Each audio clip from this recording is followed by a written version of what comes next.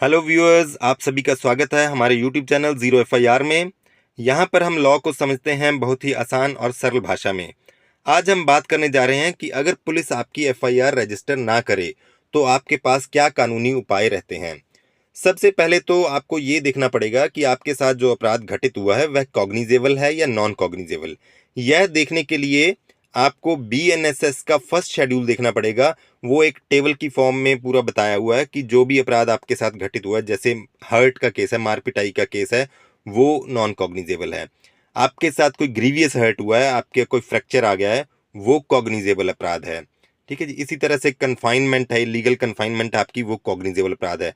आपको किसी ने गालियां निकाली है, वो नॉन कॉग्निजेबल अपराध है।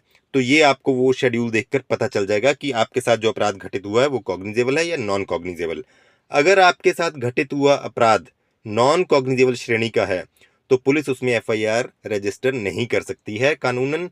और ऐसे मामलों में पुलिस आपकी जीडी में एंट्री करती है, जनरल डायरी में एंट्री करती है और आपको बता देती है कि आप मजिस्ट्रेट के पास जाकर अपनी कार्रवाई करवा सकते हैं आगे की। इसके अतिरिक्त अगर कॉग्निजेबल अपराध है तो आपको देखना पड़ेगा उस अपराध में सजा 3 साल से लेकर 7 साल तक के कम की सजा है अगर, तो वहां भी जो है पुलिस इंक्वायरी कर सकती है, प्रिलिमिनरी इंक्वायरी। लेकिन वो इंक्वायरी की जाएगी डीएसपी या उससे उच्च स्तर के अधिकारी की परमिशन लेने के बाद।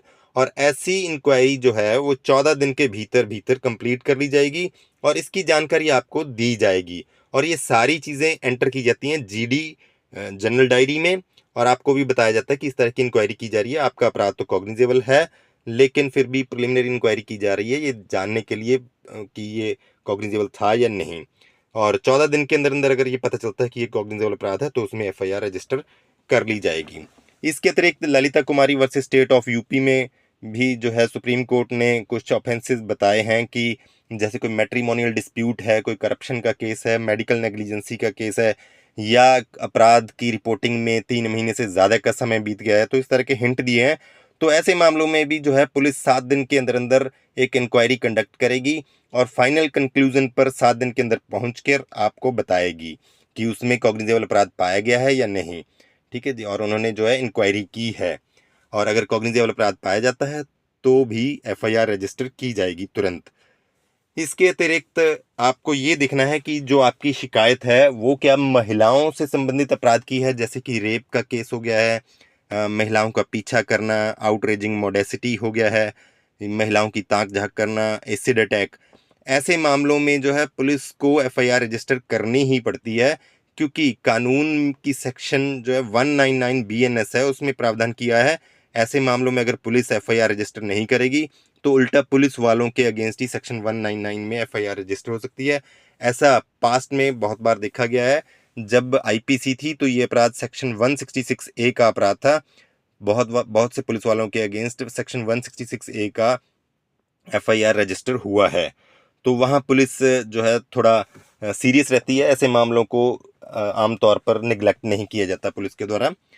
इसके अतिरिक्त आपको देखना पड़ेगा कि कोई और कॉग्निजेबल अपराध जो है आपके साथ घटित हुआ है और फिर भी अगर पुलिस आपकी एफआईआर रजिस्टर नहीं कर रही है तो आप सबसे पहले जो है सेक्शन 173 के अनुसार बीएनएसएस की जो है सुपरिटेंडेंट ऑफ पुलिस के पास अपनी कंप्लेंट भेजेंगे। वहाँ थोड़ा आप ध्यान रखिएगा कि एसपी साहब जो हैं वो सीरियस ले रहे हैं आपके मैटर को या नहीं। अगर वो सीरियस ले रहे हैं तो आपकी एफआईआर रजिस्टर हो जाएगी, अदरवाइज एसपी साहब के द्वारा जो है दोबारा से वो थाना लेवल पर भेज दी जाती है और वही व्यक्ति दोबारा से आपकी कंप्लेंट डील करते हैं जिन्होंने पहले आपकी एफआईआर रजिस्टर नहीं की थी। और पूरे चांस होते हैं कि दोबारा से भी आपकी एफआईआर रजिस्टर नहीं की जाएगी। तो अब अगर ऐसी सिचुएशन होती है कि आपकी एफआईआर एसपी साहब के कहने पर भी रजिस्टर नहीं हो रही है तो फिर आपके पास सेक्शन 173 बीएनएसएस और सेक्शन 176 बीएनएसएस में बचता है यही उपाय कि आप जुडिशियल मजिस्ट्रेट के पास जाएं और वहां से एक ऑर्डर लेके आएँ। वहां पर जुडिशियल मजिस्ट्रेट जो है ऑर्डर करते हैं पुलिस को इन्वेस्टिगेट करने के लिए, मैटर में इन्वेस्टिगेशन करने के लिए और एफआईआर रजिस्टर करने के लिए। तो ऐसे मामलों में अल्टीमेटली इस स्तर पर एफआईआर रजिस्टर हो जाती है, लेकिन बहुत रेयर मामलों में पुलिस तब भी एफआईआर रजिस्टर नहीं करती है, मजिस्ट्रेट के कहने पर भी नहीं करती है एफआईआर रजिस्टर।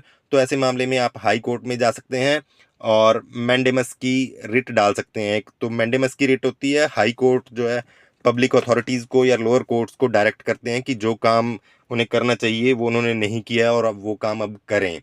अल्टीमेटली इतना करने के उपरांत भी अगर आपकी बात नहीं बनती है तो साथ साथ में आप एक और पटिशन डाल सकते हैं, वो है कंटेम्प्ट की प्रोसीडिंग्स चला सकते हैं आप। जिस भी पुलिस अधिकारी ने गलत किया है, एफआईआर रजिस्टर नहीं की है, उनके अगेंस्ट कंटेम्प्ट की जब प्रोसीडिंग्स शुरू होती हैं तो वहाँ पर भी जो है कोर्ट ने, क्योंकि ऑलरेडी बोल रखा है ललिता कुमारी वर्सेस स्टेट ऑफ यूपी में कि एफआईआर हर कॉग्निजेबल ऑफेंस में रजिस्टर की जाएगी, तो कोर्ट वहाँ पर जो है कंटेम्प्ट की प्रोसीडिंग चला सकता है। तो उससे जो है सभी अधिकारी डरते हैं और उच्च अधिकारियों को कोर्ट में जाना पड़ता है और उन्हें वहाँ फटकार भी लगाता है कई बार कोर्ट। ठीक है जी। और उसमें जो इम्प्रिजनमेंट भी हो सकती है, कुछ फाइन भी हो सकता है। तो ऐसी सिचुएशन से सभी पुलिस अधिकारी बचने की कोशिश करते हैं और अल्टीमेटली आपकी एफआईआर रजिस्टर हो जाती है। तो उम्मीद है आपको आज की यह जानकारी पसंद आई होगी। इसी तरह के वीडियोस देखने के लिए लाइक करें, शेयर करें, सब्सक्राइब करें हमारे यूट्यूब चैनल को। धन्यवाद।